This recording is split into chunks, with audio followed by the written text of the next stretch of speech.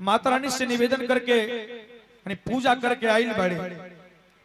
अब पत्नी अपना पति से कहतरी के राजा जी देखी ना सब के हो माई के लाल लाल चुंदरी चढ़ावता, हमरा हो के मन करता कि हम हो माई के लाल चुंदरी चढ़ैती। तनी जाई ना बाजारे हमरा लगे हमरा खातिर तनी बाजारे जाई आ बाजार से यानी माई खातिर एगो लाल चुंदरी ले आई, हम हो जाई आ माई के दरबार में जाके लाल चुंदरी चढ़ाई। तो उनकर पति कहता रहे कि देखा तू चुंदरी चुंदरी हाला मत कर ऐसे क्या हो जाए, हमरा लगे अभी उतना पैसा नहीं खे तो तारा के चुंदरी चाहिए।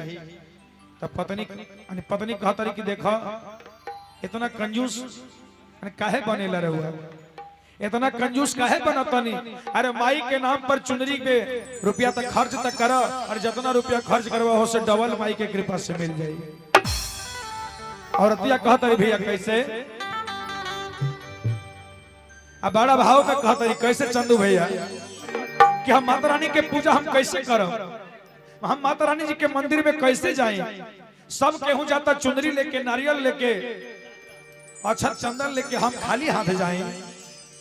बोला माई के पूजा होई ऐसा कैसे ऐसे कैसे माई के पूजा होई। अरे बोला माई के पूजा होई ऐसा तू बड़ा कंजूस हो। अरे नहीं चुनरी ले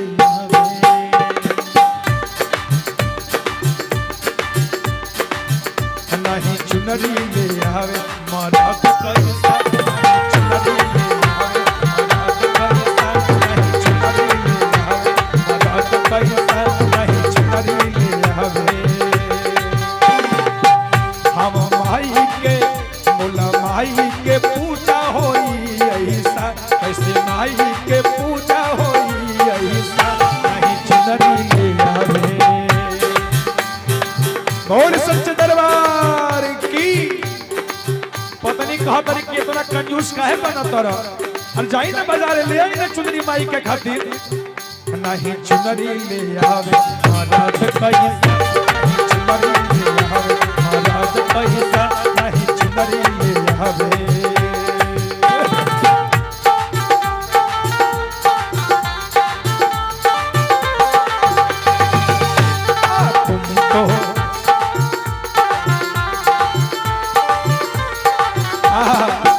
पत्नी कहा तारी के जी देखी अरे तुम तो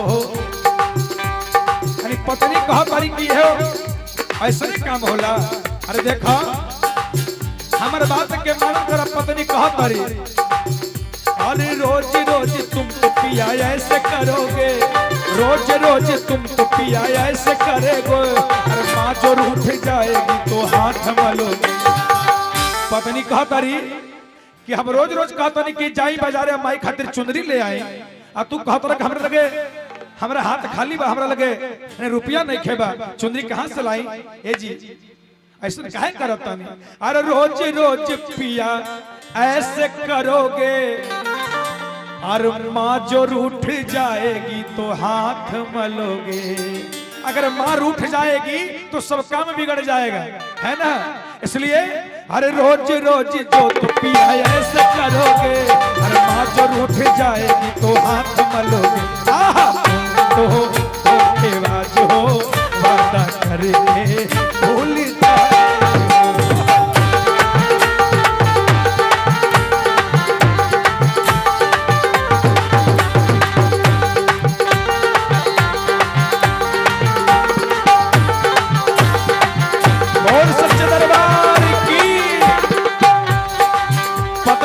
कि ना चुनरी ले आवे मरद कैसा।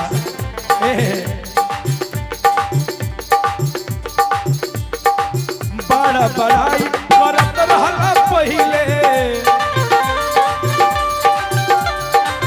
बड़ा बड़ाई करत रहला पहिले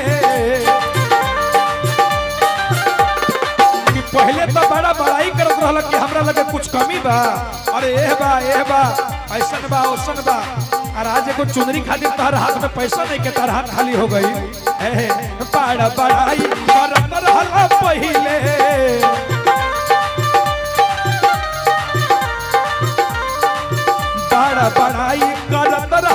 पहिले ए जी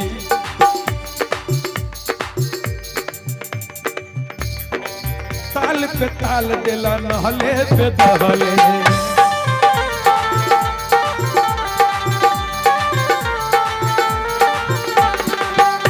लेकिन रहुए बताई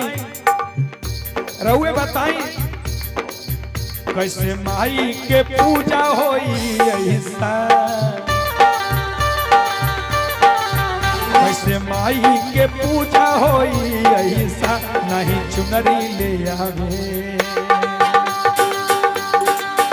नहीं चुनरी ले आवे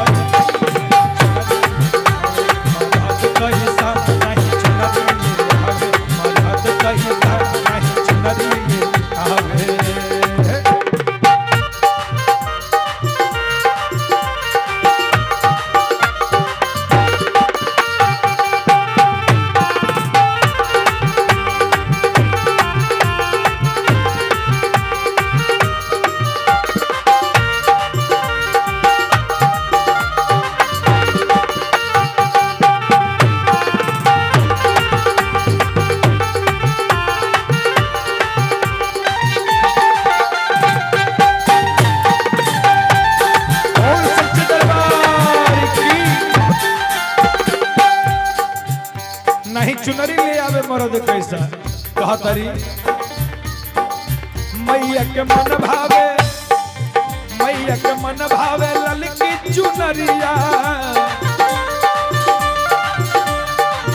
मैया के मन भावे ललकी चुनरिया रुन झुन बाजेला पाँव के पैजनिया बाजेला पाँव के पैजनिया ए मुन्ना भैया चंदन भैया हो चक्रधारी भैया बम बम हो चंदू हो ध्यान देवे के बाद पत्नी कहा तारी मैया के मन भावे ललकी चुनरिया रुन झुन बाजेला पाँव के पैजनिया रुन झुन बाजेला